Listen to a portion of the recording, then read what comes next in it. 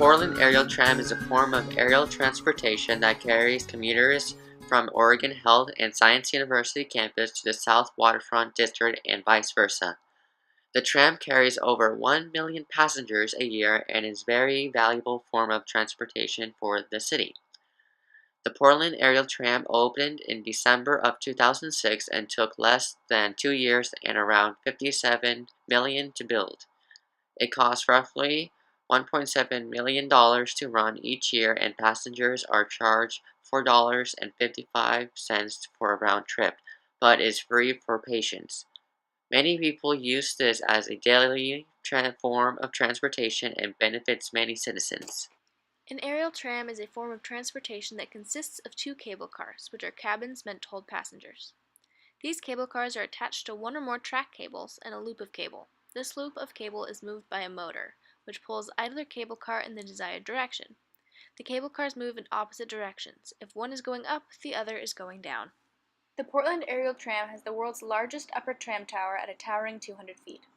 It stands on a 10-foot reinforced concrete mat, which the steel legs and concrete shear walls rest upon. Shear walls, or panels, are meant to counter lateral load on a structure and are a series of braced panels. Intermediate support is provided by the central tower, which is 197 feet high with a base of 22 by 20 feet wide. It is supported by 35 piers which are embedded deep underground. The mechanical equipment that operates the tram is housed at the base station. The bollards also reside here. Bollards are the fixed ends of the tram cables. The upper station is anchored with concrete, which is reinforced with steel and rests upon tall struts. Portland is an environmentally conscious area, so having a form of transportation such as the Portland Aerial Tram that reduces car usage and greenhouse gas emissions is valuable. Bike usage has also increased due to the Portland Aerial Tram existence, because bikers now have an access to quick and easy transportation up the hill. Usage has also increased due to the Portland Aerial Tram's existence because bikers now have an easy and quick way up the hill rather than using their bikes. There is also large amounts of storage space to lock up their bikes, increasing the incentive to bike as well as to use the tram. Each year, the Portland Aerial Tram saves 93,000 gallons of gas and reduces greenhouse gases by more than 1,000 tons annually. What is your name? My name is Erin Kappa. Hi. How long have you been doing this? I've been working at the tram for 2 years. I'm also the operator supervisor, so I'm covering a break right now. So I run the morning shift.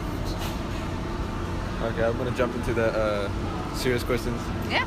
Like, how do you make the aerial tram accessible to the people of City of Portland? How do we make it accessible? Yeah.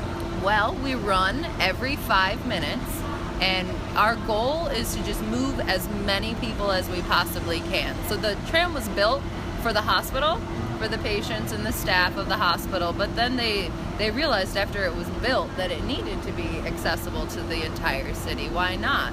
Tons of people live up on that hill, and it's a 5-minute trip down as opposed to a 30-minute drive down here. So yeah, we sell tickets for $4.55 to the public, and they're free to come anytime we're open. How often do you guys maintain the tram? Well, we have so much preventative maintenance. Things don't really go wrong because every day we have weeklies, we have monthlies, we have daily maintenance routines that we do just in order to keep the tram functioning and working properly, because people really rely on us every single day. What are some issues that you've had that you had to deal with? Mechanical or people-wise? Mechanical-wise. Mechanical-wise. Yes. Well, one morning we came in and our screen up in the office just wasn't working, so we couldn't even start the trips or open the doors or do anything. So we ended up having to call Switzerland and get all of our mechanics and our electricians in, and then we reset a breaker and we were good to go. But we were probably out for the first hour or hour and a half. So problems are always fixable, and there's always someone we can go to if we don't know the answer, but we usually do. Okay, how do the elements affect the tram? The elements? And how do you deal with it? Well, The weather? tram is kind of designed to just brave all of the elements. There's ice scrapers in front and behind the wheels, so either way you're going, the ice will get scraped off of those track ropes. And rain, not a problem. Wind, that's the only thing we don't like. We don't like it when it gets above 50 miles an hour consecutively, like for a long period of time. 2 more questions. Yeah. How do you determine the maximum load, or what is the maximum load? The maximum speed or weight? Load, like the weight. Oh, so we have a load sensor in there that tells you when you're at 100%. So we could either, if we're over 100%, we would kick somebody out. We'd be like, okay, sorry, you gotta wait for the next one. Yeah, not mid-trip, just on the dock. So yeah, we have a load sensor. It tells us when we're full, and we go from there. We never go over 100 though. And so there's signs in the cabins that say 78 plus 1 is the maximum, but it's really just by weight. Because you could have 50 kids in there, and then it'd be way over 78 if there was adults. Right. So So what are the emergency procedures? emergency procedures? Yeah. We have, so when we train everyone, to be prepared for an emergency evacuation, just in case the tram were to stop and we wouldn't be able to get it to one of the sides. So there's a frame that's in the floor. You basically take the frame and all the evacuation bags out of the floor. You set up the frame, and there's an arm that comes out.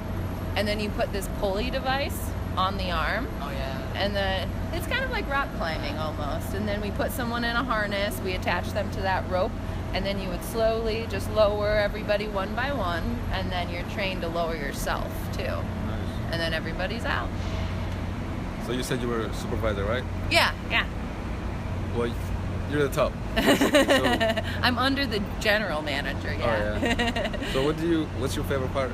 My favorite part of the tram is seeing how excited the kids get to ride. You know, there's like a little dance that they'll do in line when they see it coming. They do a little dance, and then you give them a sticker, and they're even happier. The kids actually remind everyone that rides every day just how cool the tram really is, and to have one in our city, we're really lucky.